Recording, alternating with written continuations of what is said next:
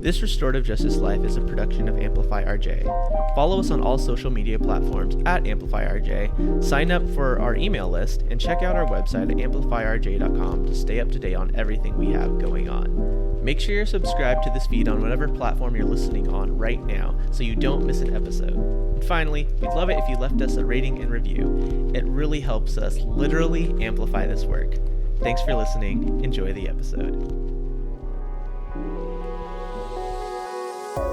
Welcome to This Restorative Justice Life, the podcast that explores how the philosophy, practices, and values of restorative justice apply to our everyday lives. I'm your host, David Ryan Barcega Castro Harris, all 5 names for the ancestors, and I'm the founder of Amplify RJ. On this podcast, I talk with RJ practitioners, circle keepers, and others doing this work about how this way of being has impacted their lives. Exciting times on This Restorative Justice Life because we have 2 guests for the first time, Stas and Lea. Welcome to This Restorative Justice Life. Who are you? Ooh, I knew it was coming, but it's always a bit of a challenge to think of what the first answer will be. But first, thank you so much for having us on the podcast. We're really excited to be here with you, and we're grateful that you made the exception for there to be 2 of us. We really move in the world together, and so we're happy to be able to explore these questions and conversations together. I'll start. So this is Stas. I am someone who loves to imagine. I'm someone who fundamentally believes that the way that the world was imagined by many people and created by many choices. And that means that we have the power to create the world just as much as anyone else has ever had. And I love to embrace that in my creative practice. I'm a storyteller. I used to say that I was a writer, but I'm really trying to move away from this, obsession with the written word and consistently asking myself what it means for me to be a storyteller, because I actually do feel much more comfortable speaking through stories or creating things. I love to make collages. And so I think that at the crux of who I am, kind of the core of who I am, outside of my identities, my work, the journey that I've been on to get to this moment, at my core, who I believe I am as a creator. I fundamentally believe in my ability to be someone who shapes reality. And I take that responsibility very seriously. I find it to be something that I must have a level of commitment and devotion to. I've been shifting my language since being involved with Southerners on New Ground to shift from discipline to devotion. And I think I'm very devoted to the potential of liberation for all of us. And I think that that's not something that's out in the future, some abstract ideal that we work towards just for future generations, but a question of how we get to live in the world today, right now, tonight, tomorrow. I don't really believe in linear time. And so I think that the more we choose to practice freedom today, the more we unlock pockets of freedom for those who came before us, as well as those who come afterwards. And so I would say that at my core, I'm a creator. So this is Lea. I would say I am a community educator. I think that that's been more and more important to me lately since we started our academy, Blue Light Academy, last year to sort of popularize some of these skills and move away from having to have a lot of this like knowledge inaccessible within, kind of higher education. I think we've said recently that we hope that people can do this work without having to be professors or having to like do it in the academy. So being a community educator. Who are you? So I would say that then for me comes some of the identity factors that really shape how I show up in the world. I am a Black, Italian, queer, non-binary, trans, disabled femme. And it's always a mouthful, but I think that all of those are very important. I was born in Italy and I'm able to trace my lineage there back to the 12th century. And so I think that's something that's really grounding as an African-American who doesn't have as much access to kind of the lineage of people who came here to this land. And being non-binary is not only my gender identity, but how I am in the world. And so I think that's not only as a mixed person, as someone who likes to always think about both and the multiple layers of something. I think that all of those identities really shape how I am in the world. I am a European American or white-bodied, non-binary trans person. I would also say that I'm a partner and a parent and a care provider. So Lea and I just celebrated our 10-year anniversary of being together. We met when I was 19 years old in college. And while I don't have human children, I have 5, incredible fur babies that I am obsessed with and that I orient my life around. I think especially during COVID, it's been really interesting to understand the depths of relationship that you can hold with animals and see their relationships with each other grow and flourish. The way that they navigate consent, conflict, boundaries, care with each other is something that's really encouraging to me. And I've always kind of held a care provider role within networks. And so that's something that I think about a lot, is what's the role of care providers? What's the role of partners? What's the role of having interdependent relationships within our lives? And I think I'm someone who very deeply practices interdependence. I am a mathematician. That's sort of my role within our collective Spring Up, as well as a co-founder with Stas. And I believe that we sort of, as Stas was alluding to earlier, weave the realities that we want into being. And so really thinking both about how we interpret the past and how we speculate about and co-create the future as a form of like myth weaving. And so being not a mathematician, but a mythomatician is an important identity for me. I think the last thing I'll say on this is that I'm an energy worker. Both of my grandmothers were energy workers, people who connect with spirit, people who connect with the energy of land. Particularly, you'll notice a lot of our branding is around mushrooms. We are obsessed with mushrooms and mycelium and biomimicry, and thinking about the soma of groups of people, of communities of the land. And I think really breaking down that binary between humans and other sentient beings, even this framework of sentient beings being distinct from trees and other types of plant life. I think that for me, being able to be attuned to the energy of a space, not only of the people there, but of the other beings and energies that are present, is a really big part of who I am in the world and how I show up. And I am a transformative justice practitioner. I believe in noticing the patterns of violence around us, listening to the stories that people tell about the harm that they've experienced, and supporting people as individuals. But also, I think that when you hear enough stories like that, I think it carries a responsibility to think preventatively, to think about shifting patterns, and to leverage the access and power that you hold to make those shifts, so that hopefully people don't have to keep experiencing the same harms over and over again. That's important to me. Well, thank you all so much. We're going to get into the intersections and all the layers of the things that you shared in just a moment. Hey folks, I'm Elise, your producer, and today we are welcoming 2 very special guests to the podcast. Stas Schmiedt and Lea Roth from Spring Up both co-founded Spring Up to cultivate a culture of consent and liberty through all for storytelling and popular education. Twice the people, twice the power. In this episode, you will learn so much more, and without further ado, let's get right back into it. Well, thank you again so much, Stas and Lea, for being with us here on this Restorative Justice Life. It's always good to check in, so to the fullest extent that you want to answer the question in this moment, how are you? I think the spring can be such an amazing time for us, and then also such a difficult time for us, because it's often the time of the year when we're doing the most with all of the challenging and good things that come with that. And so I think that I don't want to be too negative, but I would say we're a bit burnt out, honestly. Yeah, I think that we're at the moment when rest and restoration is calling to us, I would say. And I think that that's just a good thing to notice and be aware of. I think that being someone who deals with chronic pain and PTSD, sometimes I can move past my edge. There's a piece by Mia Mingus around edges that I've been reading a lot recently, and thinking about what does it mean to take the work that you do seriously, but also to think very seriously about sustainability and what it means to do this in an ongoing way. And so I think that this has been a long week for us. You're meeting us at a pretty, intense time. There's been a lot moving, but I also am really deeply grateful for the spaces we've been able to hold recently. I think that it's a true honor to be facilitating the amount that we have recently. And I'm looking forward to our upcoming spring break and some rest and play that we're going to engage in this weekend. Yeah, we have 2 weeks off on the calendar in 1 month, so we're just counting down to that. Beautiful. This is such a common theme that comes up, and every time that people respond in this kind of way, it's like convicting for me to be like, bruh, get on it. Like, get on your rest. Like, be really disciplined and hold your boundaries on those things.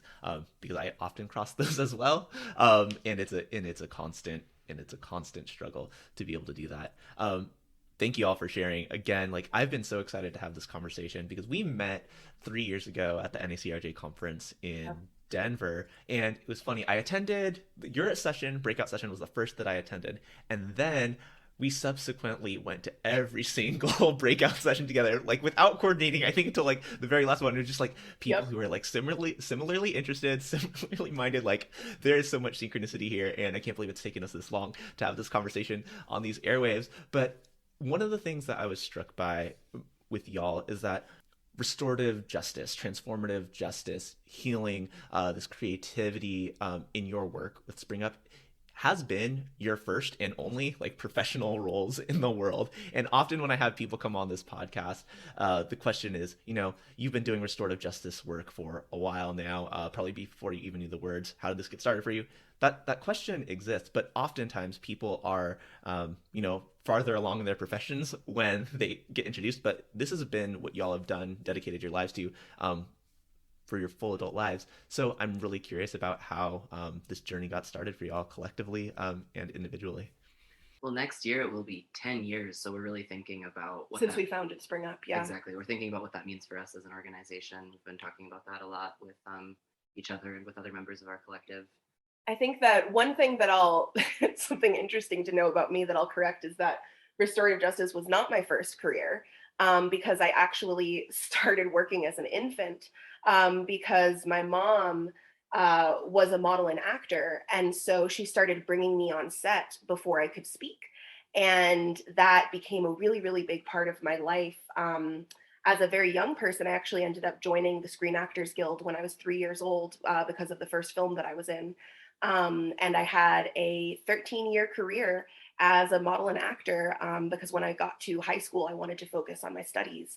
But before then, I was in a very, very intense career where I was only in school about 2 or 3 days out of the week, because the rest of the time I was a full-time professional, who was represented in different cities around the world. Which is a complicated thing to talk about because it can be kind of glamorized, this idea of like child modeling and acting, where you think about like just different famous people. I think that it's something that really shapes the way that I am in the world, though, because you learn a lot about how to recognize cues when you're a child in an adult industry. And I think being the only child in the room a lot, perceiving the nature of what it meant for me to put on a show, to be hired, and to be a contractor, and to navigate taxes and to navigate finances and everything already as a young person, I think really impacted my approach to being an adult worker, because it wasn't this kind of glorified idea of what adults did, but it was something that I had already experienced very extensively as a young person, and kind of knew that a 9-to-5 job was not something that was going to align for me, because I had been working for quite a while beforehand. And so I think it's interesting because I really do feel like I've had kind of 3 lives leading into this, because I had my childhood as a worker, and then I had really my education. I only focused full time on my education from high school through college, and then we started our organization when I got pushed out of school, and have been doing this work for the last 10 years. So I think that's just something to clarify, that is something that people don't always know about me, but has a really big impact on how I show up in the world. And I do think that at the same time, it's really hard for me to imagine my life before restorative and transformative justice. I may not have called it that, but even as a child, I was always in kind of a mediator role, always showing up. I sometimes wonder if that's being an only child in a mixed family, just the nature of being a bridge person, always intervening, always being between different perspectives. And particularly, I went to a Catholic school for most of my life, which was a complicated experience, but it involved being a retreat leader. And in that environment with other children, I wasn't Catholic at the time, so I wasn't able to lead sessions. But because of my role in that, I ended up being the person who held conflict for my peers, starting in 4th grade, as a formal role that my peers perceived me in. And so I think that for me, restorative and transformative justice is really just a way to put a label on the way that I show up in the world as someone who navigates difference, and someone who's very committed to addressing inequitable power dynamics. And that's something that I think I learned, the courage and the power it took to kind of confront people in a loving and thoughtful and strategic way. I think as a child in an industry full of adults, as often the only child in the room, within the modeling and acting world that was very competitive and very intense, and always feeling a little bit like the odd one out, reading a book in the corner and asking people if they had heard of, you know, all sorts of social issues and challenging their perception of what it meant to be speaking to a child in the room. And the only thing I'll add from that is just that we did found this org and start doing this work as Spring Up in 2013. And since then, you know, we've been the main people who have been involved the whole time, plus our friend China, who has supported us on, you know, creative and graphic design nearly this whole time. And, you know, other people have come and gone. And I think that that's been good for us as a collective to be a space that people can be in for a few months, can be in for a few years. We're hoping that the people who are involved now will decide to be more like long-term co-partners in this.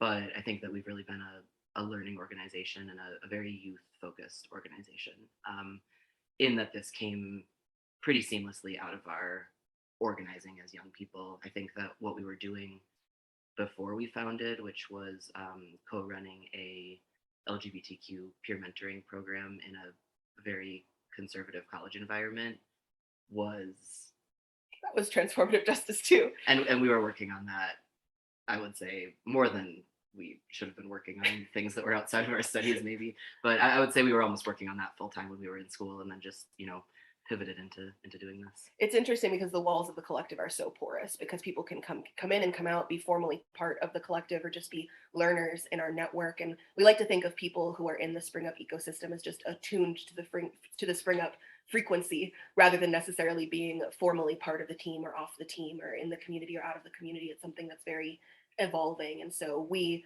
call ourselves the vision keepers. We really ground the community, but we really embrace and love the way that there have been now thousands of people who have come in and out of our spaces and learned and grown and taught us as well.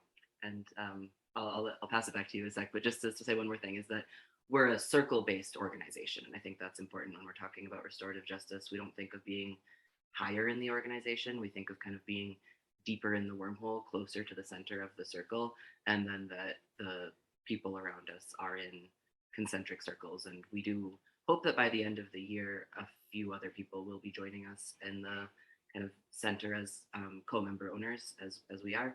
And then we have, you know, circles of people who are on our team. And then we definitely see our alumni and the community that supports us as also being in that circle. And is represented on our org chart. For sure. That's something that I really want to dive into in a moment. But I want to take it back to the origins of this work. You know, we on this podcast, it's called This Restorative Justice Life. And, you know, we've talked about, in some ways, the differences between a restorative and a transformative justice approach. How is that conceptualized for y'all? Well, we have this little chart that we often show when we're doing trainings, and that comes up. I think that, you know, they're not distinct, but I think that they do really come from different lineages. And that's where we start from, is just what are the roots that you as a practitioner draw in your practice, and where do those roots come from? And we really see restorative justice practice as being inextricable from its, you know, indigenous philosophies and indigenous roots, and the practices of the Lakota, the Diné, you know, Plains Indians, Maori, people of the Yukon. And I think that is often an important conversation in restorative justice spaces, is just how are you in right relationship with indigenous people? And if you're a settler, how do you reckon with that in your restorative justice practice? Whereas I think transformative justice practices, we see as, you know, drawing on many, many roots of peace building, of shifting conflict norms, but specifically coming from organizing of, you know, Black femmes, of queer and trans people, of disabled people, people impacted by sexual violence, working to shift, you know, the conditions that enable that harm. I'd also say, I was introduced to transformative justice before I was introduced to restorative justice, coming from more of an organizing background. I still remember so clearly in college the first time that I read Insight, Color of Violence and was just floored by this framework led by women and trans people of color. And my experience of restorative justice was really being taught circle keeping, very specific tools that I could use, and then being a facilitator for restorative justice, state adjacent programs, whether that was partnerships with the state attorney's office to do diversion cases with youth in Miami-Dade County, or restorative justice programming in prisons and jails, just being more of a formal structure that I was introduced to with a very clear toolkit. With transformative justice feeling more like a philosophy of practice coming out of organizing communities. And I think that as I've gotten deeper and deeper in those communities, those lines really start to overlap and blur so much more, because there's no way that restorative justice is not a life philosophy, and there's no way that transformative justice is not a toolkit of practices and frameworks. I'm obsessed with the creative interventions toolkit and Mimi Kim, and just the tools that have come out of both of those lineages have been really, really impactful for us. So I don't think that they're as distinct as people sometimes make them out to be. Yeah, but I do want to note that also that we went to restorative justice trainings and were supported in that through our membership in, mostly Black abolitionist organizing in Florida and in the South. And I think that those were kind of the first circle keepers that we, were trained by and were in space with. And that sort of led us to being connected with impact justice. But just, I think that there's not such a firm line between RJ and TJ when you're doing work in community as abolitionists. Yeah, and I wasn't asking to like make like hard distinctions. It was more along like, where are people coming from when we use these words? And I think you've shared those things beautifully. For me, right? Relationship, and how do we navigate with each other, both with each other, even relationships with ourselves, as we just talked about in that space for rest. So thank you for that framing.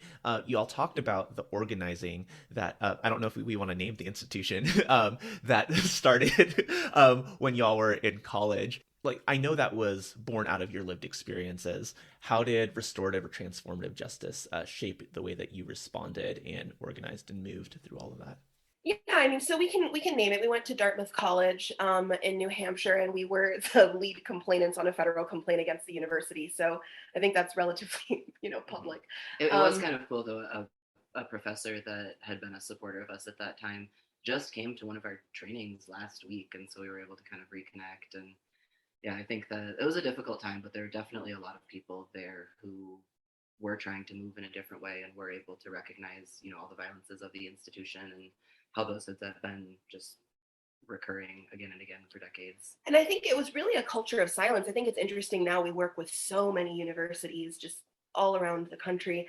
And there is, such a culture of organizing in many campuses. And there's such a history of youth organizing within universities that I've studied extensively and I'm really, really inspired by. And I think that's what was so interesting about Dartmouth being such a culture of silence, such an environment of kind of needing to toe the line, needing to align with the bleeding green, which is what everyone would say, being so obsessed with the culture of the school. And at the same time, being an extremely rural community that's very small, very driven by power. And I think that the reality is, just to name it, I was already a survivor of sexual assault when I got to campus. And it was really disorienting to me to realize that by the end of my first year of college, most of the people that I knew had been assaulted.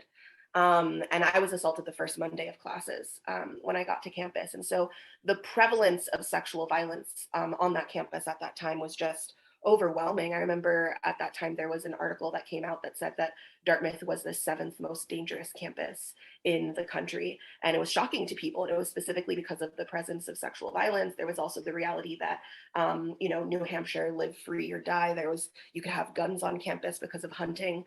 And there was just a very, very active presence of harassment, whether that was against queer and trans people, whether that was against Black people, whether that was against, Native American students. And I think that, I was always someone who spent time with older students. And I think that what surfaced for me was just how siloed our communities were because of the structures of how I think largely just a very competitive environment with a lot of identity politics made us all in different spaces doing kind of private coordination with the administration, that just kind of had to be redone cyclically over and over again. It would always be new students doing the same things over and over again. And we kind of had this moment of saying enough is enough. We can't pretend that there's no problems here. There's these articles coming out. There are really, really bad issues on this campus, and we can't have this kind of norm of lying about it and pretending that it's not happening. And so I think that we were, very involved in this movement that was called Real Talk Dartmouth, that we were two of the founders of, that was about kind of raising the alarm and saying like things are not okay here. And particularly during the admitted students weekend, there was this tendency for particularly students of color and queer students to kind of lie about how bad things were in order to recruit other students, which is kind of a taboo thing to say, but it's true. We would talk to each other and say, we're so isolated here, we want more people like us to come. And so we're not necessarily going to be honest about how bad it is, because the more of us are here, the less isolated we'll be. And I remember us having just a very real conversation about how harmful that was and about how not okay that was. And that this was the year that we were going to, this was 2013, that we were going to be honest and say things are not okay here. And we would like for you to come help us do this, but we want to be honest about how bad things are. And the school had a very negative reaction to that. But particularly the other students, which was what was so disturbing, is that the other students were really unhappy to hear that, and retaliated in a number of ways. And I think that shapes how you see how power moves. I think when it's not that the administration is kind of clapping back at you, but instead it's your classmates saying, you're making queer people look bad. Yeah. People think that I feel the same as you guys because I share an identity, and that makes it hard for me to fit in as the only gay person on my sports team, as the only person of color in my Greek house.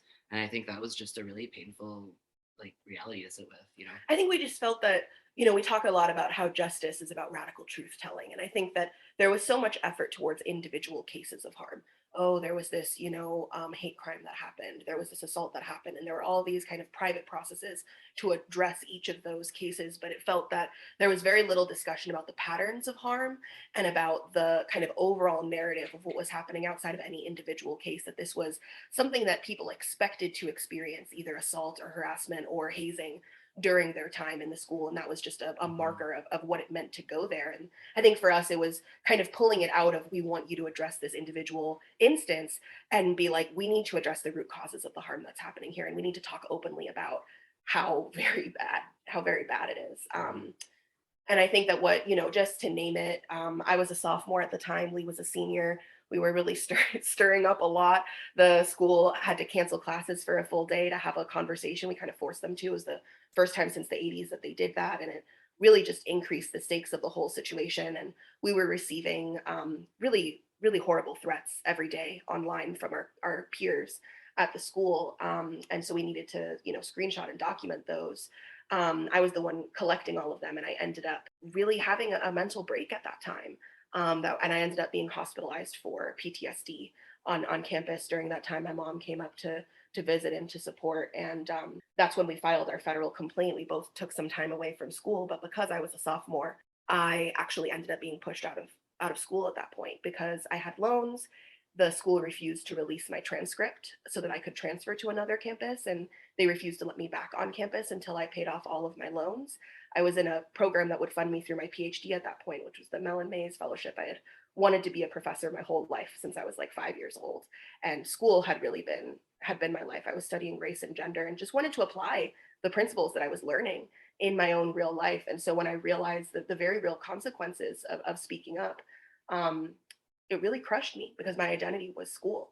And so when I ended up getting pushed out, and I was never able to return, so I don't actually have an undergraduate degree, which is something that really brought a lot of shame for me as someone who focused on school as my identity. But it's been such an incredible blessing to return to community as the core space of learning, and to realize the ways that being, committed and good at school really impacted my understanding of what change looked like, of what growth and learning looked like. And now, being someone who was pushed out of school, my reorientation became to focus on communities for whom school was not necessarily the safest or most comforting or most supportive environment, working particularly with diversion programs, criminalized youths, people who maybe weren't as involved in school, or really just taking learning outside of formal academic institutions, whether that's to workplaces or community centers, and really rethinking what it means to cause change. So I know I'm going on a bit of a tangent here, but I think that for me is really what brought me to transformative justice, is this idea of really moving outside of institutions, questioning the validity of institutions, questioning their intentions, their purpose, because institutions can commit violence just as much as people can. And when you pursue justice, there can often be very real consequences.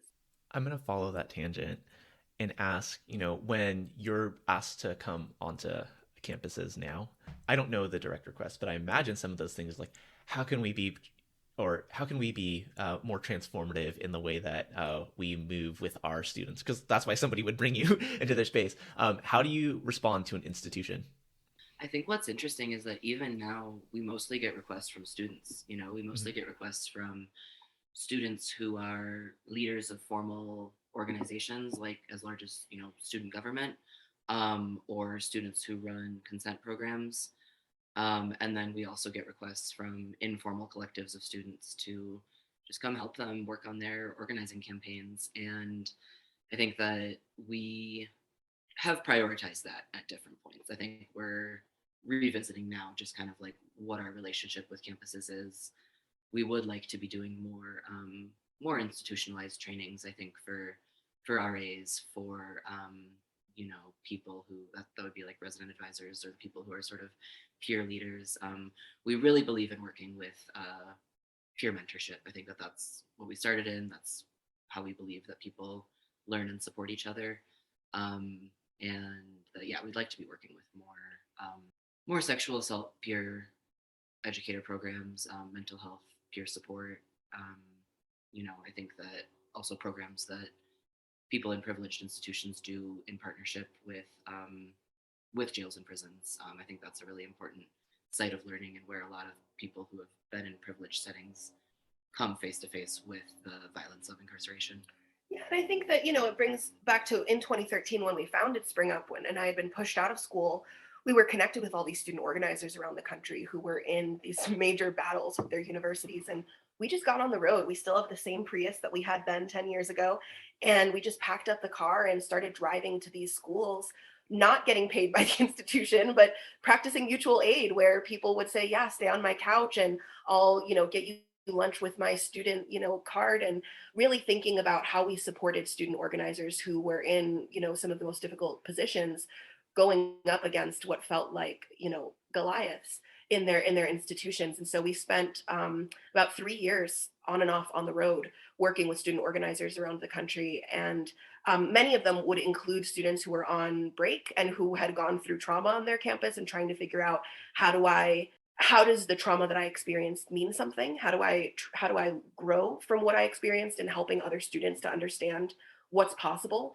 And I think that it's interesting because at the time we were really focused on working with survivors of sexual violence, and survivors of violence in general, whether that was racism or homophobia, transphobia. And it became very, very clear that working with survivors was in no way not working with people who had committed harm, because survivors also can commit harm and can be in abusive relationships with each other, and can be in, committing harm themselves. And so I think that it was when I kind of pivoted to saying, there's actually a really unique joy in working with people who have committed harm, and who know that they've committed harm, and who are ready to face that and to do what they can to shift that I realized that there was also a power to working with institutions that have committed harm. And we work quite a bit with organizations, institutions that have been called out, that have been like, things have gone down, we have problems, and we want to talk about it, we want to work on it. And most groups that we work with kind of come to us saying, we know that we've done wrong. And that's kind of the bar that we need to be ready to go through the kind of consultation and work that we do, including with universities. And I think what I will say is I have not gone back to Dartmouth since then. I think that's a line for me. is that that's a space that is extremely traumatizing for me. And it's been challenging when we do public education and there are people who come from Dartmouth and they're struggling and they want to meet with us. And I just can't do it. I can't do it because it's a space that just brought me so much pain. And I think that it's been interesting to work with students, like Lee said, and then also to work with people who have power to make very real policy and institutional changes, and just say, like, abolish this institution, or do what you can to practice reparations with the resources that you have by funding, your students, by putting your money where your mouth is, supporting your local community, breaking down those boundaries, and even being guest lecturers within people's courses, which I think has been, and I'm going to tear up now, it's been a unique honor to be someone without an undergraduate degree who's invited to be a speaker at universities and within courses, where I don't think that that's more legitimate than the other teaching that we do. I think that sometimes I'm actually kind of disturbed by how structured and perfectionistic those spaces are and how difficult it can be to have real conversations, but that knowing how much school meant to me as a young person and knowing how much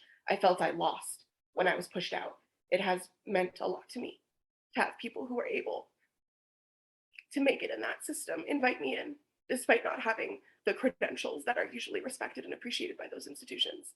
And that's been a real joy, to be able to be peers with professors and to be able to kind of challenge what many of them needed to learn in order to succeed in those institutions, and to remind them of their humanity and to remind them of the ways that they can take what they've learned and apply it outside of those institutions, and not just theorize about these ideas in an abstract sense, but to show up and do the work in the real world, and to challenge them to be more than their studies, both the students, the administrators, the professors, and to be seen in that as a curriculum designer, as someone who designs liberatory learning spaces, is something that I've been really, really grateful for.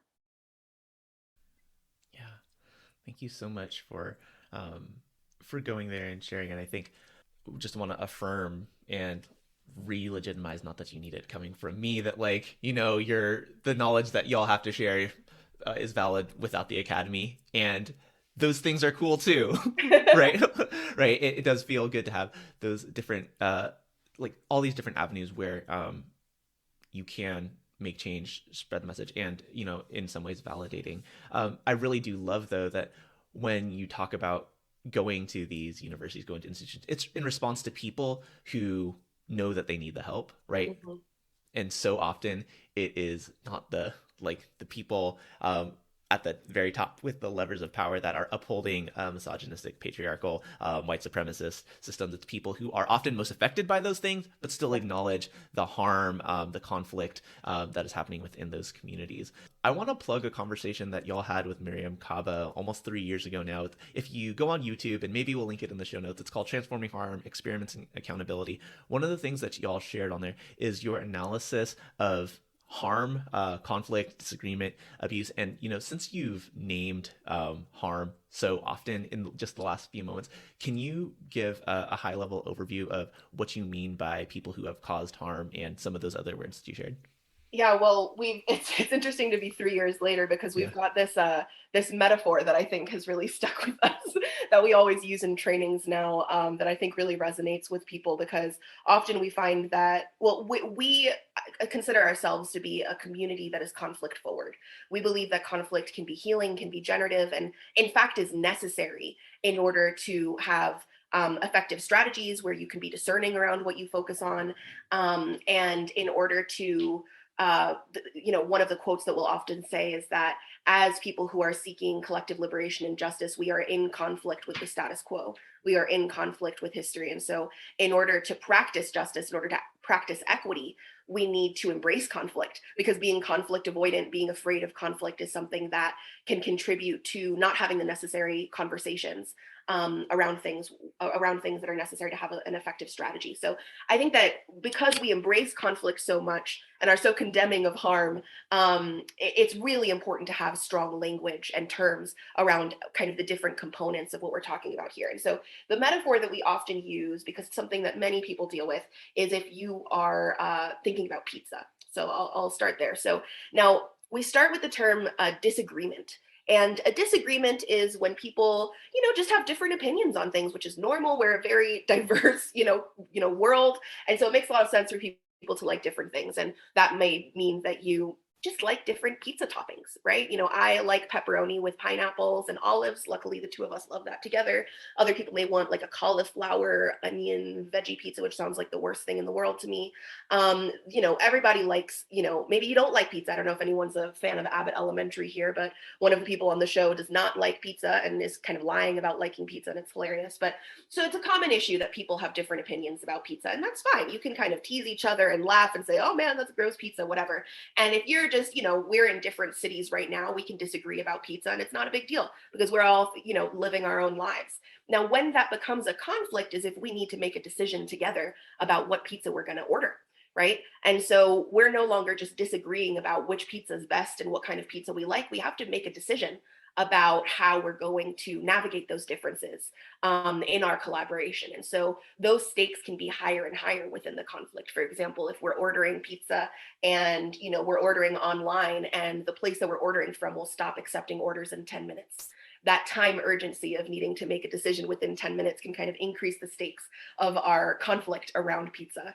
And then resources are one of the biggest things that also up the stakes, or a scarcity or perceived scarcity of resources, because if we only have $10 for lunch and we have to split something, then we have to find a compromise. We can't all just get a personal pizza all the time, right? So, but those conflicts, those are things that are important within our organizations, within our relationships, to figure out how we navigate difference equitably. And that's why we're so obsessed with the framework of consent, because it's not something that only happens, in intimacy. It's a toolkit. It's a framework for navigating difference equitably, and thinking, there's always power dynamics at play in every situation. And so how do we recognize those power dynamics, recognize people's differences, and navigate the conflicts within our decision making in a way that kind of mitigates the power dynamics that are at play? And I think that's, conflict is just a really fascinating topic to explore. Now, once we're kind of escalating from conflict into harm is when we commit things that create, unmet needs and obligations. And I think we talk a lot about consequences, right? And I think harm often occurs when people are abusing their power, leveraging their power to, not give other people access to what they need. And when we're thinking about the pizza situation, that may be that, we're all part of a program and I have the funds of the program. I'm the one who has access to, the resources. And so if I'm like, well, I have the money, so at the end of the day, I'm going to just order the pizza that I think we should have. And if I know that you have dietary restrictions and I'm ordering a pizza that you can't eat, I've now committed harm because I've created an unmet need and obligation because now you can't eat. Right. And so in the way that harm often occurs, the person who's impacted by the harm often holds the consequences of that harm. And so it'd be, say I order a pizza that you can't eat, you're then going to hold the consequence of not being able to eat. Now, in a restorative and transformative process, the goal is to figure out how to redistribute those consequences in a way that are more thoughtful. So that may be that instead of you not needing to eat, I, as the person who committed the harm, I'm the one who ordered the food that you couldn't eat, knowing that you couldn't eat it. I may now need to spend more money to be able to get another pizza for you because it's not okay for you not to eat. I'm going to have to hold those consequences of needing to spend more money. Or say I don't have the ability to spend that, then it may be something that us as a community then need to hold, which is, listen, it's not actually okay for David not to be able to eat right now. I, ordered food that he wasn't able to eat. That's on me. I'm going to acknowledge that to the community. I don't have the ability to pay for him to get more food. Can we as a group kind of figure out how to get David some food that he can eat, whether that's chipping in funds or, different people bringing different snacks? What does it mean to make it so that the person who was impacted doesn't have to hold those consequences alone? Mm-hmm. And then another example of community accountability would be the next time our group is ordering pizza, which we apparently do often, would be for other people in the group to say, we have to have a vegan one this time. We have to have something that doesn't have pork. We have to have something that's like gluten-free. And so it would be the person who has those needs not needing to always like be hyper vigilant about saying that to make sure that the harm doesn't keep happening. But instead, the other people are able to say, we know that we as a group need something that's vegan. And so I think that that's a like pretty practical example that if you're doing logistics for a group, which so often happens in organizing, is pretty realistic. And then that brings us to abuse, which would be a pattern of ongoing harm. And that may be that I know that you can't eat something, and yet every single time we're ordering food, I'm always getting things that you can't eat, even though you've surfaced it to me. That's now becoming a pattern of behavior that is abusive. Especially if I see that it makes you sick. I don't care about that. And I make like comments about how, that's not like a real condition, or that you're being too sensitive. And then finally, the last distinction that we always make is the distinction between hurt and harm. And this is to say that hurt is the activation of a pre-existing harm. And that, in this, and there's often hurt and harm present. We like to show it like a Venn diagram, where there's hurt on one side and harm on the other side. You may have a new harm that you've never experienced before, and there's not a hurt that's surfacing. Or you may just feel an activation of hurt when that harm hasn't reoccurred, but many times kind of both are present. And within the food example, you may say what it looks like for hurt to be activated, even if harm isn't activated, is, say someone is in the space and the food is about to come out, and this person says, oh man, I really hope that there's something that I can eat. There's never options for me. It's so frustrating. It's really a challenge. And then the food comes out and there are options for them, and it's fine. But their hurt was still activated because they were nervous about whether or not their access needs were going to be met. Now, if there was hurt and harm present, it would be maybe sometimes what feels like an overreaction to a situation, where it would be someone who's like, there is never good vegan options. Every single space that I'm in, I'm always expected to have an iceberg salad. Nothing is intentionally, made for me. And this is yet another time that this is happening. Maybe this is my first time in this community. You didn't even know that I had these needs. So I'm being harmed in a space that maybe you didn't necessarily intend, or you didn't have the information necessary, but it's been such a pattern in my life that it's really showing up as a major harm for me. Or, I think that the other metaphor that we use a lot, not to mix metaphors, but I think it is helpful, is if I have a wound on my arm and you brush that wound, but I had a shirt on, you didn't see it, you may have hurt me because it activated a wound that I had, but you didn't necessarily know that, right? Whereas if you saw that I had an open wound and you like flicked that wound, then you're intentionally harming me in the space where you think it's going to be the most sensitive for me. So I think those are kind of the terms that we use. And I think it can be very, very helpful for people to be able to discern what's actually happening here, and to be able to decipher between disputes, which may include a disagreement or a conflict, versus violence, which would be harm and abuse. Thank you for those metaphors. I'm sure they're extremely helpful. And as you were sharing them, lots of different situations that I've experienced have run through my mind. And I want to give folks a chance to pause and think about, where those things might have shown up. I am curious if there is a situation that y'all have experienced that kind of takes like pizza is a great metaphor, like a wonderful metaphor. And I'm curious if there's an experience that y'all are able to share that kind of walks people through what that looks like in real life. I think that this is, the pizza example is both very real in that, like, it's an organizing and logistical challenge, and that people's dietary needs are very, real. But I think the stakes feel higher and feel more like linked to your self-conception and your ego and like what you believe needs to happen. When it comes to organizing strategy, I think that that's such a contentious thing, because none of us knows what the right thing to do to like transform our society is. None of us can be sure that this strategy that I want to take is what's going to like create a more liberated future for all of us, especially because we so often can, it's a stretch to imagine what would create a more liberated world for you personally. And then that can sometimes be in conflict with what other people need.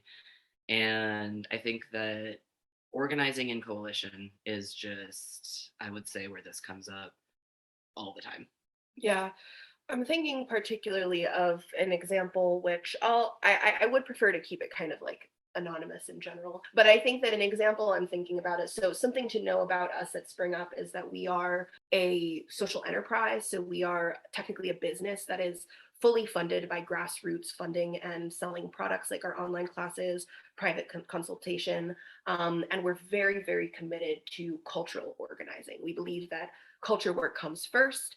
We have a lot of kind of critiques of policy-based organizing, although it's great that people do that, and I want to support the work that they do. That's not for me. I did a lot of political organizing as a young person, and I've kind of come to this place as an abolitionist of I'm somewhat more of a anarchist, rejecting the framework that policy and government has the ability to free us. I believe in harm reduction.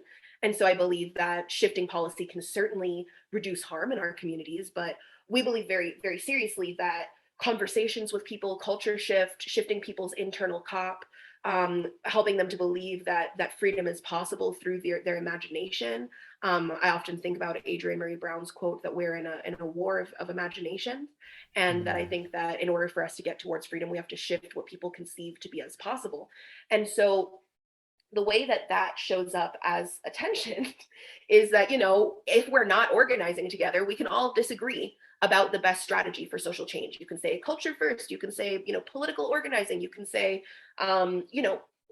be included at the table of people who are, making decisions. There are a lot of different strategies, but there are quite a few kind of funds and grants out there within philanthropy. And I think that the way that philanthropy and funding shapes movement organizing is something that we have a lot of issues with, and think a lot about the nonprofit industrial complex and, insights the revolution will not be funded, and just the ways that funding mechanisms create urgency, impact people's relationships with each other, their accountability to funders over their accountability to their communities. We could go on and on. But there was a point where we're part of a coalition of organizations, most of the others being nonprofits. And this has honestly happened multiple times. So this is really not about like any particular group. Right. But we were in a group that was applying to get funding to do transformative justice work. And, we, I think, felt that what we thought would be a good idea was to follow youth leadership. We did a participatory action research project with young people in the community around the kind of like peer leadership, peer support based programming that they wanted. And we're really excited about what the young people were looking for, and really believed that this grant funding was going to be going towards funding that program. And we were very interested in being involved in supporting in program design, and we're very involved in the application process.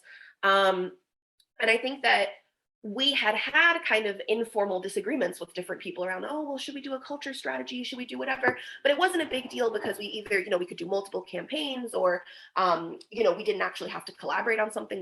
We at Spring Up, we're going to go do something. The other work was going to go do something. It was not really a big deal. So we felt that we were on very good terms. And once money came into it, and it was a question of what are the literal budget line items and how much goes towards different components of the work, that became much more contentious. And it felt like we couldn't do all the ideas that everyone had. And we needed to make some choices around what kind of programming we were going to do. And I think that... And it became very clear that as applying for this grant in a coalition, not being the nonprofit that had received that, but instead being like a partner in that we had no formal decision-making power. Right. And that things that we had thought were, decided were just totally able to be changed. And I think that just this idea that the conflict over what the right strategy was fine. We could totally be in conflict around what the right strategy was. Now, the challenge was, I think what was harmful was the way that funds were distributed, which I think is saying that because we were an informal kind of younger collective of people, we kept getting delegated more and more tasks that we had not agreed to earlier, that were swelling the amount of work that we took. We didn't have formal decision-making power in how the funds were going to be distributed. And it got to this point where we had agreed to, I don't know, what was it, like 5 hours a week worth of work that aligned with how much we were getting out of the budget, and how much we were expected to actually coordinate ended up looking like 4 to 10 times that amount of work. And as we surfaced that to the coalition partners and said, hey, the work that we're holding here, not only is it not what we originally agreed to, and you've kind of decided to go down a path that did not align with kind of our theory of change, but it's also that you are expecting us to do more work than we realistically can. And we don't have full-time income. We don't have outside grant funding. And so you expecting us to do more work for not being willing to give us more money is really putting us in a tough financial position, and putting us in a difficult position to have boundaries around our capacity, because we still have to do enough work to make enough of an income to pay our rent and support ourselves. But we have to do a lot of work for this partnership for very little funds. And so we tried to negotiate making more money of this grant, and they were like, no, you can't do that. We can't give you more funds because out of the budget, we don't have the ability to provide more funds to you. And ultimately we ended up ending the partnership, and they moved on with the work without us. And I think that brings up kind of also the scales of harm that we talk about, of how harm and conflict can show up on an internal, interpersonal, intergroup, institutional, and systemic level. And I think that brought up a lot for us internally around navigating funding with, more formal institutions that had, accountants and bookkeepers and, so much more infrastructure for managing funds, and being very difficult for us to figure out how to ask for more money and to be told no. That brought up a lot of internal strife for us that I think was an activation of hurt, and not just their own behavior, but previous patterns of navigating money that were difficult for us as people who had been, we already told you, spending 3 years on the road living out of our car. Like, it's hard to ask for money.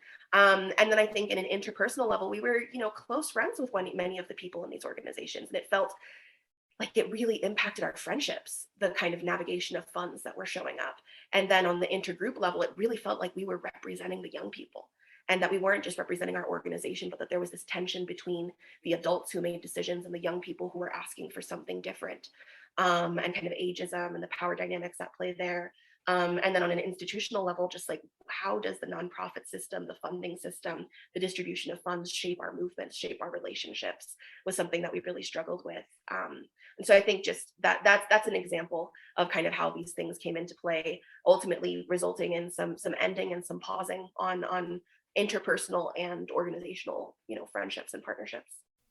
Yeah, and I want to recognize that those boundaries are needed and healthy, and there, I imagine, is still probably some unresolved tension in some of those spaces. Are there any that have been restored, transformed? What did that process look like?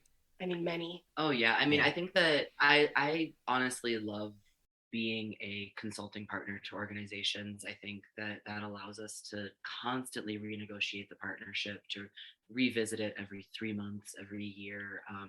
We do have some organizational partnerships that have been going for 3-4 years now, and then we have some partnerships that we have for 6 months, and then we decide to move on. And I think that for us, operating in this way feels very compatible with a bounded structure. I think that when we've been informal community members, when we've been just participants in programs, volunteers, it's felt like it's very hard to practice consent. Like, boundaries get eroded, like the power dynamics are not formal. There's not a contract that you can go back to and say, well, here's what we agreed on, so has that changed, and does that mean that we need to shift this partnership or end this partnership? And I think that has allowed us to be very generative and very constructive and very even preemptive about when we can see that orgs that we've been working with for years are going in a direction that we don't feel we can support them in. That doesn't mean that it's not the right strategy for them. It just means that that's not something that we have the capacity or, maybe the interest to go down. I think that can cause it to not be so interpersonal, to not be so like, and we talk about like, what's a relational conflict and what's a strategic conflict. And I can be in right relationship with a leader who's decided to take their organization in a strategic direction that is not, compatible with what I feel called to be doing right now. And our relationship can be fine, Or we could maintain an organizational relationship as, collectives and groups, even if we've had kind of an interpersonal conflict or fallout with individuals within the organization. Yeah, and even just recently, we've had several orgs that we decided to, just go in different directions with a couple of years ago, come back and say, let's try to revisit this partnership. Let's see what that would look like. This is where we're at right now. Where are you all at right now? Mm-hmm. And then also individuals within organizations that we've been like, I can't work with this person. It's a boundary for me that where this person is not something that I can support right now. I can call on the people around them to see if that's something that they can do, but I really believe that trusting people, not trying to control them, not trying to just grab them by the shoulders and hold them accountable, but instead being honest, being direct, creating space for them, and trusting that they will take accountability in the ways and in the time that they can. We've had so many relationships, and honestly, where we've just let it cool for 2 years, and then we come back together, and they just have these stories of like, this is this journey that I've been on, this is where I am right now, this is the ways that I've taken accountability and shifted my behavior. And I think that that is honestly more common. I mean, sometimes we just never hear from people again, and that definitely happens too. And they might be like, "Oh, you guys are too critical," or I don't like your way of being direct, which is fine, But I do think that there absolutely is the potential for repair, and that for us, just giving it space is what's led to some of those most like restorative, repairing kind of conversations. More often than not, the majority of the time, a couple years later, we do end up rebuilding that relationship. It just takes a little bit of space. And I think whether that's with the organization or the individual, I can now see like a list. I think when you're a conflict forward person or group, that happens. The tension, the fallouts happen. But I think that I really don't believe in canceling people. And I think that I've been grateful for that, on the receiving end, as someone who's, committed harm or who's been, problematic in relationships and organizations, the ability to take space, take time, really do your personal work and be okay to come back together, even if in a more distant or different formation. I think that more often than not, that does end up happening with us, including we are working with the fraternity that we were in at Dartmouth currently, that I lived in that house, and I'm not going to go back there in person, but I'm happy to work with, the students who are at that fraternity, or, in the sexual violence movement, we had, some tensions and falling out with organizations. And now the New York Historical Society is doing an almost year-long exhibition on Title IX and on the youth organizing movement that we were a part of. And it's been really interesting to reconnect with people who we were organizing with almost 10 years ago and kind of just laugh at kind of all the tensions that happened at that time. And we've all taken different paths and have transformed as people and saw each other at some of our worst times. And I think it's been really beautiful to kind of close that loop and to circle around on that process with honestly the vast majority of groups that we've had fallouts with. When you shared that, so much came up, again reflective of all those instances in my life, in the short 2-year life of Amplify RJ, where it's like, what are the organizational and individual relationships that in which harm has happened, where conflict exists, and how we navigate that given like the short time frame, and then thinking about this zoomed out in the scope of years. Because I think when you're talking about infusing these practices, these principles into the world of organizing, we're talking about people who deeply care about building a better world for future generations. We have different abilities, we have different visions, we have different backgrounds, we have different resources, working towards very similar goals. What surfaces is like, what does community safety mean? And for some people that means calling the police. And while I might disagree, and we're probably not going to work together on this specific issue, like I'm not going to negate that like calling the police makes you feel safe, and that's just not a point of tension that like we're going to resolve. But it's okay for us to still be friends, and it's okay for us to work on other things together. Yeah, I mean, I can just think about like all the different tensions that we've encountered over the years with people who are doing really similar work, and it doesn't mean that anyone is a terrible person or someone that I'm gonna like cut out of my life forever. It's just like it might not make sense to work together at this time and place on this issue.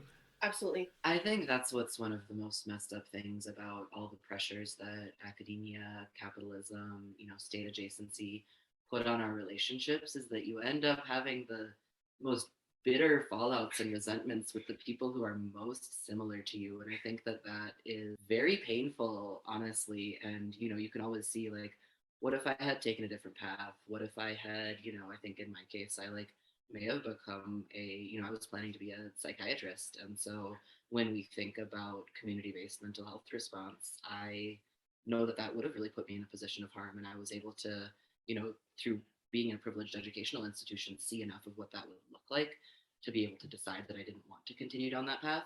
If I had already spent $300,000 on medical school, I don't think I would have had the ability to pivot off of that path, right? Mm-hmm. And I think likewise, you could have been a lawyer. I think Absolutely. that, and so these are just different choices, different paths. The pressures that people face are different when it comes to family and your ability to take care of yourself, your resources. Yeah. And I think that that's one of the reasons why reform is not going to be enough, and we really do need to rethink, reconstruct, reimagine our institutions, because the way that they are set up right now causes us to just be constantly fighting with each other. And I do think, though, that we've seen some really incredible transformations when the people in those institutions and organizations focus on accountability. Who are we accountable to? What are we accountable for? Just keep having those conversations, right? And then consent. What is in my range of tolerance? What is in your range of tolerance? How can those overlap? How can we respect each other? And I do think that can help to like mend some of those divides, but it's honestly so painful. And it's so painful when we have such a scarcity of resources and such a scarcity of people who are deeply committing their lives to this, that we end up having these fallouts and resenting each other, when we should be able to be, working together and building each other up. I think it's also interesting the way that the opposite of what we're talking about can be true, where unexpected partnerships can be so fruitful. And not always thinking, well, who thinks the same way that I do? Who does the same sort of work that I do? Being the obvious partnerships, but really being willing to go outside of what seems like the natural partnership. And that's been a theme throughout all of our work, is that we really embrace unexpected partnerships. And I think an example of this is when we were organizing at Dartmouth. We were very deep in the organizing of students of color, of queer and trans students, of survivors. And at the same time, there was a whole thing going on campus around hazing within the fraternities. And people really kind of had this like bad guy persona around the fraternity brothers, this idea that they were the ones who were kind of committing the harm and doing problems. And yet at the same time, they were experiencing a lot of harm within those institutions themselves. And so when we ended up filing our federal complaint against the university, there were 4 of us who were public complainants and about 30 anonymous private complainants. And Lea and I were the lead complainants. And then we had the third person was a fraternity brother who had been making complaints about the nature of sexualized hazing within the fraternity system, and really holding conversations where we weren't saying, we're the victims, you're the bad guys, but what does it mean for us to be honest about the prevalence of violence affecting all of us within this community? We'll be honest about the ways that some of you have harmed us.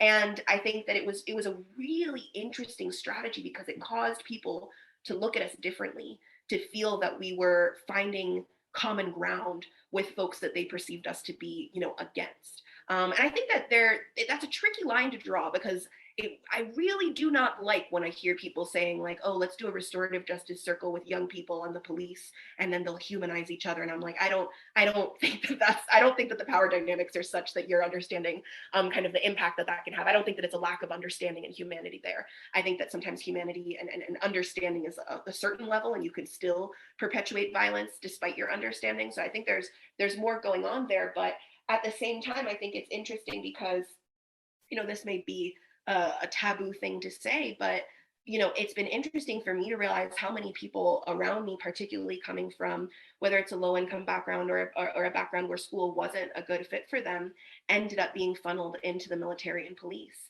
as a kind of strategy of wanting to be there for people, wanting to be a source of safety and support for people, as well as wanting to have a job that would provide security that was very, very difficult to find. And I think it's been interesting because a close friend of ours actually left the police force recently and identifies as an abolitionist, and kind of going through years of navigating what it looked like for them to be a person of marginalized identities within the police, thinking that they could make changes, us being very vocal abolitionists, and that being kind of, challenging, us having, meetups with friends, knowing that there were people there who, would definitely not feel comfortable with a police officer being present, knowing how to navigate those boundaries, but also humanizing that person felt trapped in golden handcuffs, felt like they couldn't imagine, another way to earn a living after they had been kind of funneled and recruited into this very, very harmful system that was also harmful for them. And I think it's been a really incredible journey to see their abolitionist journey of now being someone who is really thinking about community safety outside of institutions. And what does it mean for me to still be someone who's committed to supporting the people around me, but recognizing the ways that institutions are harmful? And I think it's the same thing. We know a lot of people who are social workers. And I think there's, it's a taboo thing to say, but social workers are in some ways cops in and of themselves, cops of the minds. They're surveilling their communities. They're, mandatory reporting. I've seen, social workers commit just as much harm in community as police officers. And even though that's seen as something that's like so good, I've seen them be the source of really intense forced institutionalization for people with disabilities and psychiatric disabilities, and breaking apart families. And I think figuring out how we, build unexpected relationships with people who we maybe see as folks who are not on the same, quote unquote side as us. And then also the way that we think critically about people who seem like they are on the same side, or to people who seem like they're doing similar work, in the ways that they can end up committing harm as well. Mm-hmm. And I think also we really believe in seeing the individuals and the people within any institution. I think that even if you're talking about a very harmful institution, an individual within that can have a change of heart, change of mind, and choose a different path for themselves. And I think that's also a really important part of abolition, is not sort of condemning people based on choices they made when they were 17, 18 years old, based on the context that they were in, but creating off-ramps for people, ways for people to say, I didn't realize what I was getting into, and now I can have support in getting out of this. Opting out. Yeah. A while ago, I was having this conversation with my dad about what would it mean like to abolish the police, right? And his whole thing was like, well, yeah, what about all these people whose jobs it has been to do this? Like, making like really clear options for that has to be part of that imagination for people, because it's scary to lose your livelihood, right? Something that you've invested in for so long, this family, quote unquote family, that you feel like you're a part of. I think that abolition has to be a vision of what you want, not just what you don't want. Mm-hmm. And I think that boundaries are still really, really pivotal in there. And I think that people, I don't think that everyone has to welcome former cops with open arms in order for us to get to that abolitionist future. I think that people have every ability to say, this is who I can work with, this is who I can't work with. And I think having a multiplicity of communities, a multiplicity of strategies, all working towards kind of the same outcome of collective liberation, that in order for us all to be free, we need to think about us all being free. And that includes people who have been harmful, people who have been part of really harmful institutions, and still believing that there are strategies for us all to meet our needs on the other side of the very long kind of infinite process of all the different choices that get us towards abolition. Yeah. I want to make sure that people know the role that you and Spring Up is playing in bringing this vision, or putting that out, setting that imagination, creating that vision, and then bringing that to life in the world, and how people can support that. Absolutely. Yeah, so one of the main things that we do is our Blue Light Academy courses, and those are online courses that are open to the community. And I think that with what we were just talking about, it can be a space that shifts these institutional power dynamics that we're talking about. If you're in a community-based education class with, let's say, some people who are graduate students at elite institutions, and people who are doing, community mutual aid projects. Or some people will even do it with their parents or their partners. We encourage most people to sign up in pairs or in groups. And those include kind of self-guided classes that you can do on your own time, similar to a podcast. Or we have 8-week cohort courses that are largely asynchronous. They have office hours every week. We have an alumni community of now many, many people all over the world, which has been really beautiful to see growing, to see our alumni base in other countries, and kind of navigating the ideas of U.S. exceptionalism and U.S. imperialism, when we're being open about what does it mean for folks to join our spaces from an international space, but really being grateful for how open and honest they've been about what works and what doesn't work for them. Mm-hmm. But I would say that those courses are a really, really cool environment, not only during the 8-week time, but you get content for the year, and people continue to meet each other and meet up in different locations, and to build relationships through that process. And those courses currently include our transformative justice course, our consent, gender, and power course, and our liberatory education courses, actually launching this summer. And so those are ways that we're building community. And let's see, we started last summer, and since then we've had 500 people go through these trainings. And we even have a free online course that's called Resilience and Revitalization that features the voices of over 20 different community members, largely the voices of young, queer, and trans people and people of colors. We also have a collective of incarcerated women that contributed to that, and that's something that's free online. And I would highly recommend that. I think we can share the link in the notes, but that's a free resource.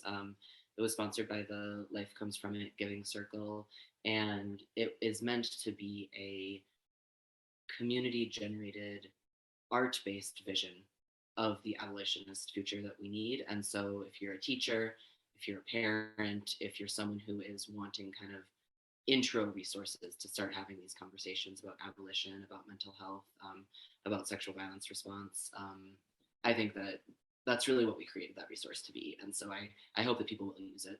And outside of that free resource, all of our programming is sliding scale. So there's multiple price points for people. And on our website, people can book webinars with us, like our Everyday Transformative Justice webinar. They can book question and answer sessions with our collective members, which is kind of the most customized one-off thing that we can do, where your group can just submit some questions to us and we'll come and talk to you about it, kind of whatever that means to you.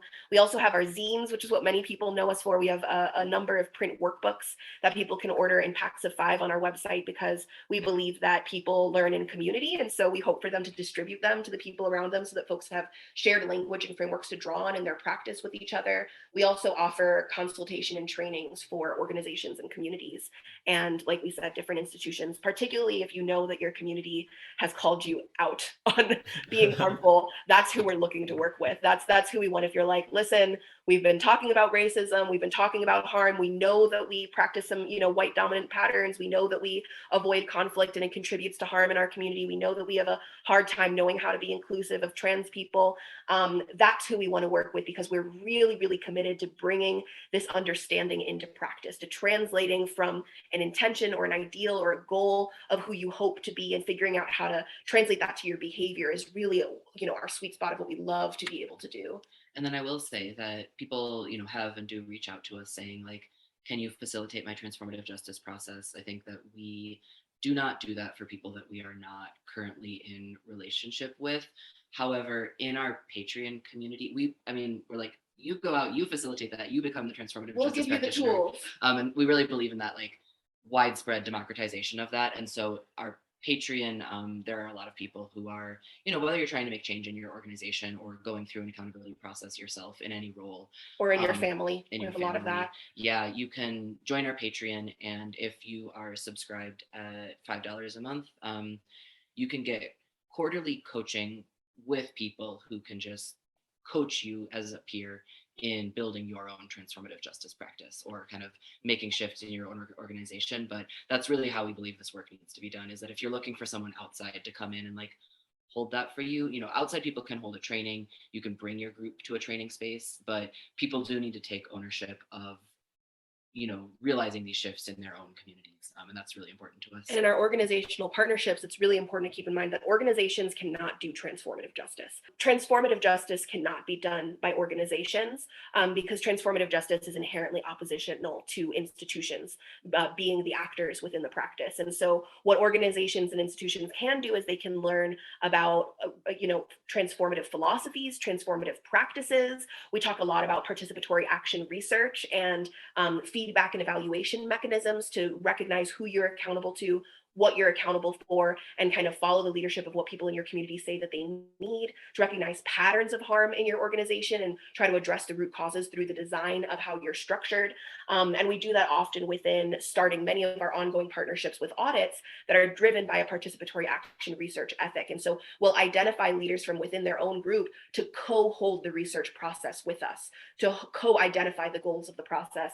And with most of our, partnerships that involve multiple trainings or ongoing retreats, which we really encourage as much as possible. You can work with us for 6 months or more with a few different spaces. This is really work that requires a slow burn.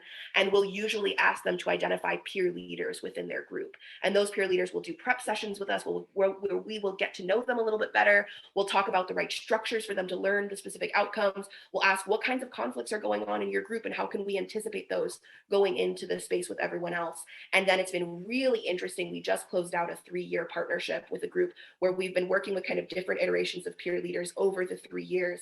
And by the end, it was just incredible. They co-designed these systems with us based on the patterns of harm they were seeing in their organizations. We made a mini class together online that's held on our Blue Light Academy platform that they can use during their orientation and onboarding for new team members, so that everyone has the same shared frameworks and tools and language. And they designed these new systems that are living documents that they are applying for how they address harm before it gets to a kind of legal requirement of intervention, so that they can de-escalate before things escalate. We talked about building a more intentional resource list, practicing informed consent with people in their identity, in their community, and really co-building systems with them. And we just did earlier this week a retreat with their whole team where the peer leadership team kind of presented back all the systems that we've been designing for the last 18 months, and this online class that we co-made with videos of their leaders talking about what they learned and what they hope people take from this. And it's just been really, really incredible to see over that 3-year journey what it means for them to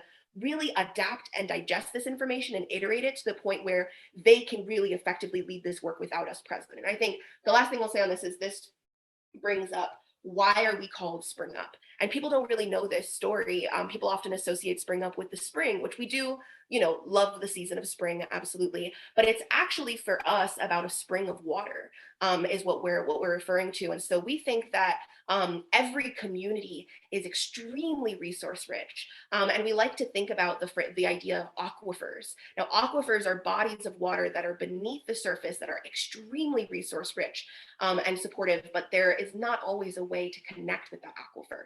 And so at Spring Up, we believe that we come in and we are invited in, rather. And our goal is to create a spring to support that community in tapping into the resources in their own aquifer in a way that is not dependent on us. And so we like to think of ourselves as a community that helps you to tap the potential and wisdom that's already present within your group, and then for us to be able to step back and let you kind of take that work in whatever direction makes sense for you. And then, we certainly love to stay in community, hear how things are going, maybe have ongoing coaching sessions with people beyond the training space. But it's been really incredible. We talk about how we're coming up on our 10-year anniversary. It's been really incredible to connect with partners that we worked with years ago and to see the way that the wisdom that is surfaced through the spring has really shifted the entire ecosystem, and just the sense of interconnectedness, the sense of mutual aid and support, and the belief that they have an abundant resource within their own community has just been a really, really beautiful thing to see. And I think the other thing is that I know you asked us if we're presenting at NACRJ this year. We did just get the email that we're confirmed to present at NACRJ this year, and we're going to be doing a presentation on a tool that we've been working on for the last, maybe 5-6 years, called the Organizational Accountability Wheel. And it's a framework for thinking about the different components of harm prevention and response, thinking through the root causes. People often think of accountability as how do we respond when harm has occurred. And in feminist accountability, Anne Rousseau kind of paraphrases bell hooks in this really incredible way. She says, when we're committed to being anti-racist, it's not a question of whether harm will occur. It's a question of how we will respond when it occurs. And so we're thinking about not only that response, but how do we think about kind of the structure of the organization itself? How do we think about the culture and the relationships? How do we think about our practices of feedback and adaptation and emergence together? All of those things contribute to the root causes of harm in organizations. And so we'll really be digging into kind of the tool that people can use to do a self-evaluation of their own organizations and communities, to identify their strengths, their areas of growth, and their ability to kind of leverage those towards their goal outcome of collective liberation, and a toolkit for practicing accountability in a very real world and pragmatic way. Yeah, I'm really excited about that. I know the connections we made at the previous NACRJ in Denver, including with you, were so important to us as we transitioned to moving to Denver, actually. And so we're really excited to come to this next NACRJ. And we're also going to be having a table there. And so if you want to come say hi, come chat with us, we'll be tabling. Have our stickers and our workbooks and all sorts of tools for you to get when you come see us there. Beautiful. And we'll hear a little bit more about the NACRJ conference right now. This podcast is brought to you in part by a generous grant from the National Association of Community and Restorative Justice. NACRJ promotes effective forms of justice that are equitable, sustainable, and socially constructive by providing a professional association for educators, practitioners, and others interested in restorative and community justice. The primary means to fulfill this mission are their membership-accessible website and biannual conference. This year, the conference is July 7 through 9 in Chicago. As a two-time conference attendee and a former Chicago resident, I'm super excited to be joining the conference this year to connect with RJ practitioners all across the world. You can save over $100 on conference registration by signing up with Amplify RJ's group registration at the link in the show notes. You can learn more about NACRJ and membership at nacrj.org. We are back to ask Stas and Lea the questions that everybody answers when they come on this restorative justice life. In your own words, restorative justice is pursuing repair. A life philosophy committed to healing, justice, radical truth telling, and imagining a different way of being with each other. As you've been doing this work, what's been an oh shit moment, and what did you learn from it? The moment that I wanted to share was that I was doing a restorative justice diversion case with the state attorney's office. And I had me and my co-facilitator were just really deep in this process of, how do we address a pretty serious, harm that occurred between these two young people. And I was just so desiring to talk to the parents, to get so much deeper. And we actually had a limit on how long we could take in the process. And we realized that me coming from a transformative justice background really did mean that I had a different approach. And I had really been like, well, RJ, TJ, they're basically the same thing. It's like, everybody's approaching it in their own way. And I had this moment where I was like, oh my gosh, I just do not think that this structure works for me. I just don't think that this aligns with the kinds of questions and the kinds of approaches that I want to have. And that was really a moment because I had anticipated continuing to do that work for quite a while. And I had to realize, like, even though this is work that's paid within a field that is very often unpaid, that's not actually a structure that works for the way that I approach harm. Oh man, there's a whole nother episode to talk about just that piece around the time limits of like trying to get through a process within the criminal legal system or within like a Title IX. That's a whole nother conversation, but yep. I feel that so hard. Lea, is there something that you wanted to share? Yeah, I'll say that, without getting too in detail, we've run, a variety of consent peer educator programs. And we were running a very intensive one with a group and of young people. And we thought it was going great. We were like, oh, this is awesome. They're going to be just, force multipliers for consent in their communities. And then towards the end of the program, we actually learned of some pretty serious harm that had been happening between the young people in an ongoing way that many of them knew about and were impacted by. And we were just like, whoa, we are trying to do prevention here, but the harm is already in the space. And should we intervene?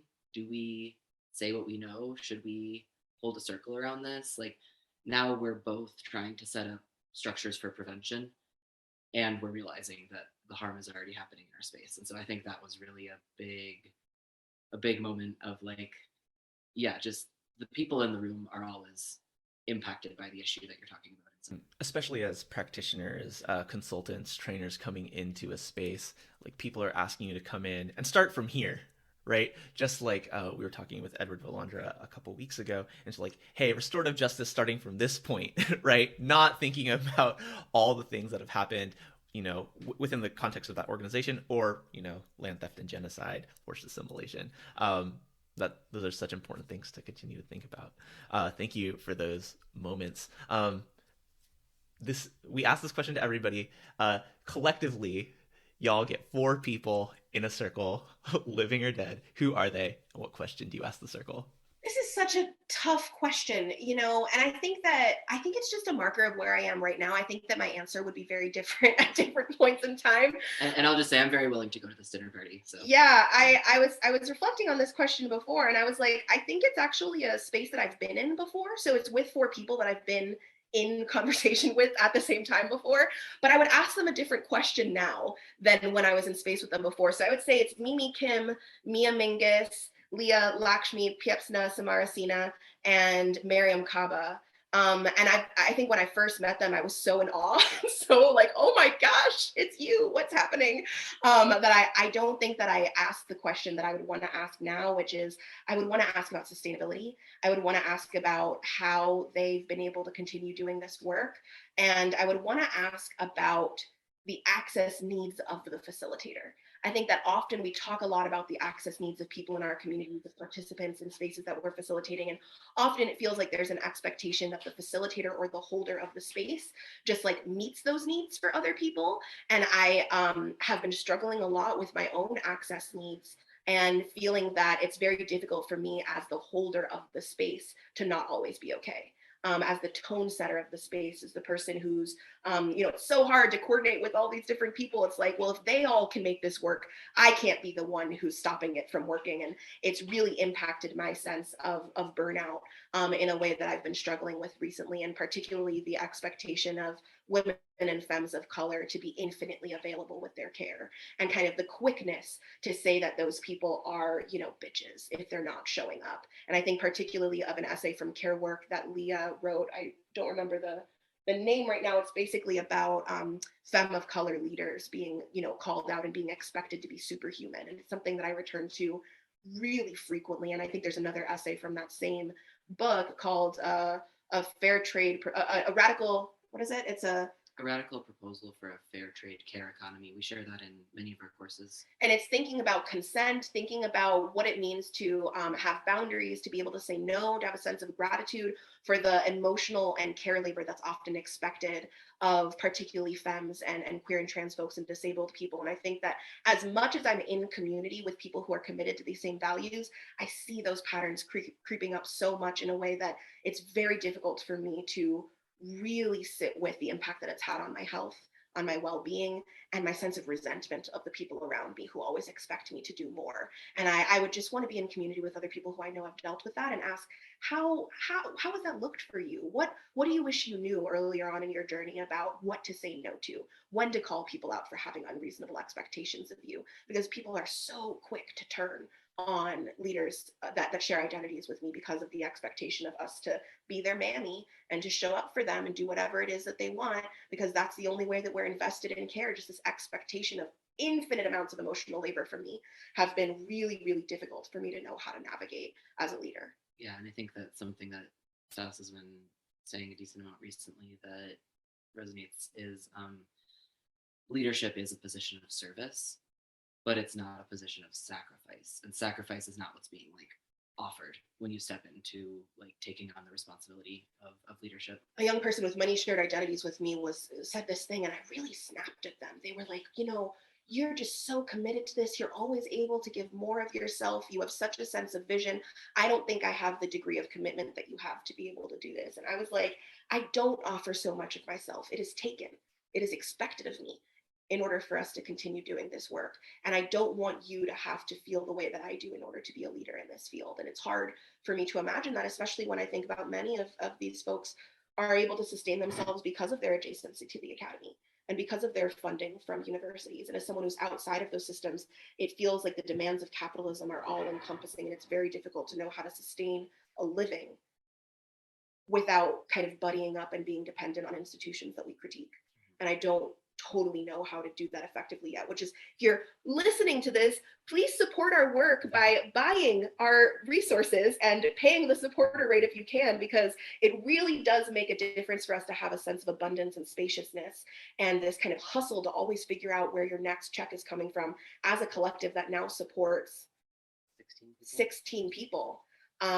It's a huge responsibility to always be figuring out how to figure out where those resources are going to come from. And often, in order to make those resources continue showing up, it's very difficult for me as a leader to have boundaries and to be a difficult person to work with sometimes, and to be a disabled person who's not always able to show up and takes a long time to do certain things, and I get crabby, and then it's not acceptable because I'm in charge. And so just how do you be a badass bitch and still make money is kind of my question. I think the layer, it's part of it is badass bitch doing care work and still make money, because you can be a badass bitch and fuck all them, I'm gonna get mine, right? and still get money, but like doing care work specifically. Thank you. Thank you so much for sharing that. My follow up, when that young person said that to you, what was your internal thought of like, oh, this is what they see me modeling? I mean, I started to dissociate in that moment for sure. I started to feel like I couldn't be in my body in that moment because I knew that if I knew how hard this work was going to be 10 years ago, I don't know that I would have made this choice. I'm really grateful for what I've learned, for the unique opportunities that I've had, but I don't think it should have to be this hard. And I'm tired of so many of the people from history that I look up to not being appreciated until after they passed. And that is just such a deep fear for me because I feel like there's this pressure to martyr our mentors. And I don't want to be a martyr. I want to be a writer. I want to be a storyteller. I want to be a creative. I want to be playful. I want to go on vacations. I want to rest. I want to be in nature. I love mushroom foraging. I want that to be my life. And I don't actually want to be only celebrated for the ways that I'm expected to sacrifice myself. And seeing a young person on a similar path feel that that was what was modeled for them just broke my heart and made me feel like that shouldn't have to be true. And it was really painful for me to hear. I think that people shouldn't have to be superhuman or exceptional or the like kind of guru of these topics in their communities to be able to commit to this life path. And I think seeing people in that way is what isolates us. Yeah, because you become dehumanized also in this idea of your exceptionalism. This idea of, oh, I could never be like you because you're so great is also dehumanizing because it's work that has gotten us to this point. I'm not like, I didn't come out the womb like this, like, oh, I know all the definitions of conflict and I'm so ready to navigate it. It's taken labor, it's taken commitment, it's taken devotion, it's taken reflection, it's taken pain, it's taken trauma, it's taken broken relationships. It's taken so much to get me to this place because I'm a person.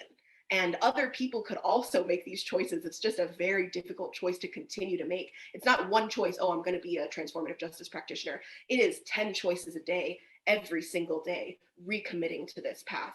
And that's something that I think any person could do. And so I'd rather not be seen as so exceptional or different from other people. And it can be very difficult to maintain relationships with people when they don't see you as a person. Mm-hmm. And I think the more other people choose to make those choices, the easier it becomes for all of us. Yeah, if there were other people out here, I think those of us who are doing it would not necessarily have to take on so much. I mean, there are so many people are coming into this work now, like thousands, millions of people, I think, are really like committing themselves to this. But look at the people who are training you, look at the people that are modeling this and ask, are they tired? Are they okay? And what does it mean to have a reciprocal relationship with them, considering how much they've given? How much would you hope that they could receive in exchange? Because I am young, but I am tired. And I wish that I could still be sustained without needing to show up so fully every day of every week of every month. I would love to still be able to do this work and be, appreciated in a way that actually sustains me without expecting me to always do more and more work. Yeah, definitely.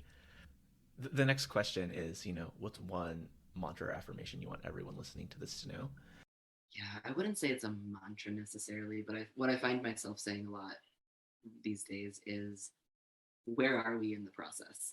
I think that when you're conceptualizing of something versus when you're 4 months into a pilot of a thing that you have decided to do versus when you're thinking about where you want to be in 3 years. I think sometimes I hear a lot of urgency from people, or a lot of this should already be fixed, or if we haven't already solved this problem, then this is going to fail.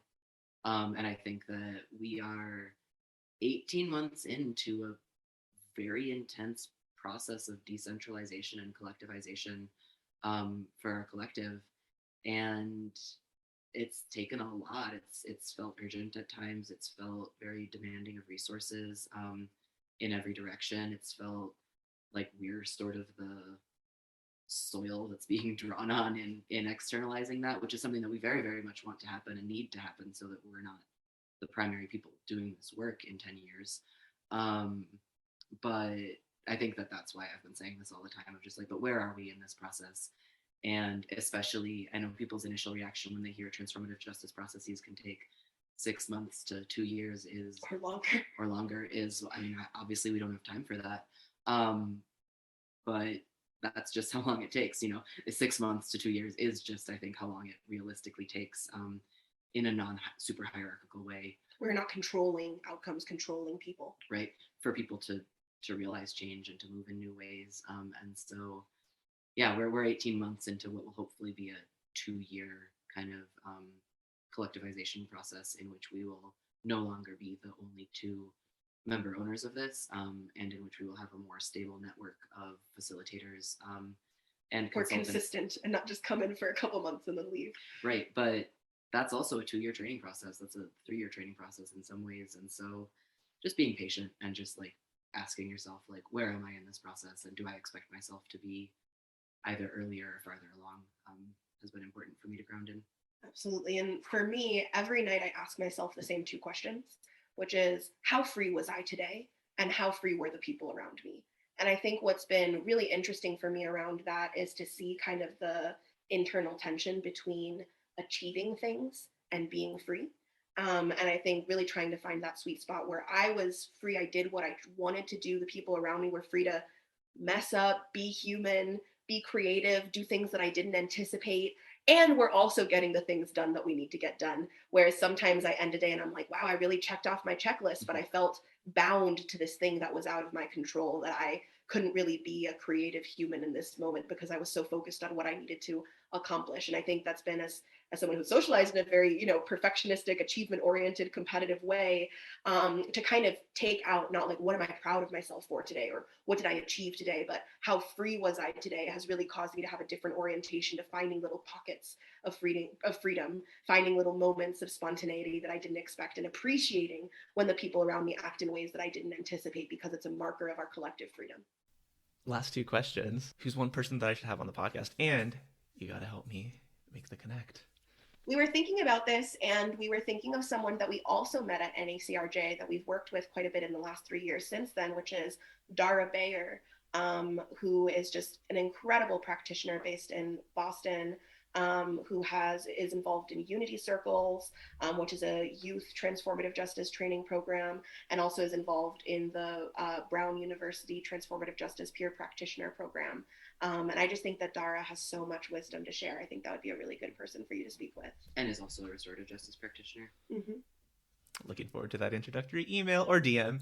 And then finally, how and where can people support you and your work in the ways that we want, in the ways that you want to be supportive? I know we've mentioned a lot of them, and they're all going to be linked in the show notes, but just one last time for the people, so it's like drilled into their heads.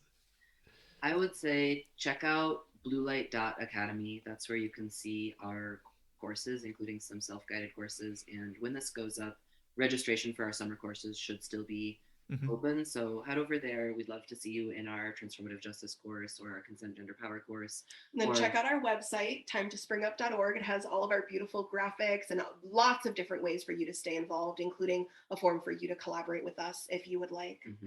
And then become a patron. That's, I think, you can choose whatever amount feels good to you or is sustainable for you. It could be as low as $1 a month. And we share resource posts in there that if you're at $5, you have access to our community, peer coaches. We'll send you our workbooks and stickers in the mail whenever they get released. We have mixers with people around the world to meet each other. It's a really cool space. Yeah, and then if you're not listening to this like the day it drops, just in the fall and in the spring, we have now public retreats, and so those are on conflict analysis, harm systems design for your orgs, very practical, and then liberatory facilitation. We just did that one. That was really fun. And then safety and self-care.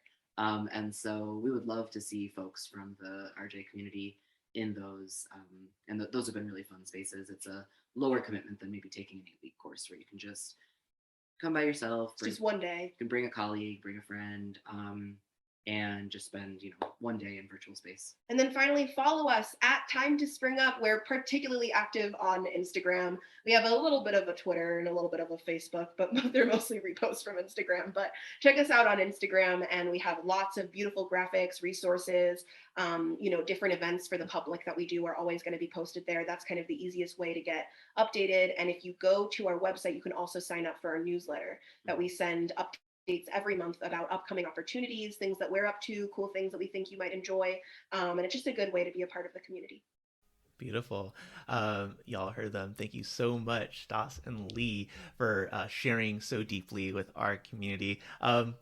I'm breathing a sigh of relief. Like, we made it. Episode with 2 people. We did it. A little bit longer than our typical ones, but so much depth, so much wisdom shared. We'll be back with another wonderful episode of People Living This Restorative Justice Life next week. Until then, take care. Thank you so much to Stas and Lea for all that you had to offer this episode. They both addressed the importance of consent in this episode. Restoring a relationship relies on a fundamental level of respect and consent. When Stas shared their story, it reminded me of my own college campus. There needs to be more institutional accountability for the lack of awareness about consent. Consent can and should be offered in many different settings in restorative ways, like even the consent to enter a difficult conversation. In what ways do you explicitly ask for and express consent? Additionally, Stas and Lea addressed the importance of collective collaboration and thinking in pursuit of liberation. Embracing one another and embracing conflict is key to liberation. It's one of the things that they said in this episode, and I think it's a key takeaway. Also, make sure to check out our Instagram account, which can be found in the show notes below, where we recently celebrated our 2-year anniversary. We have a secret project going on that you can find out more information about if you check out our Instagram, Amplify.RJ, in the show notes below. As always, thank you so much for listening, and I'll see you next week. Like what you heard? Please subscribe, rate, review, and share this podcast on whatever platform you're using right now. Or if you're old school, tell a friend. It really helps us further amplify this work. You can also support us by following us on our social platforms, signing up for our email list, signing up for a community gathering, workshop, or course. So many options. Links to everything in the show notes or on our website, amplifyrj.com. Thanks so much for listening. We'll talk to you next week.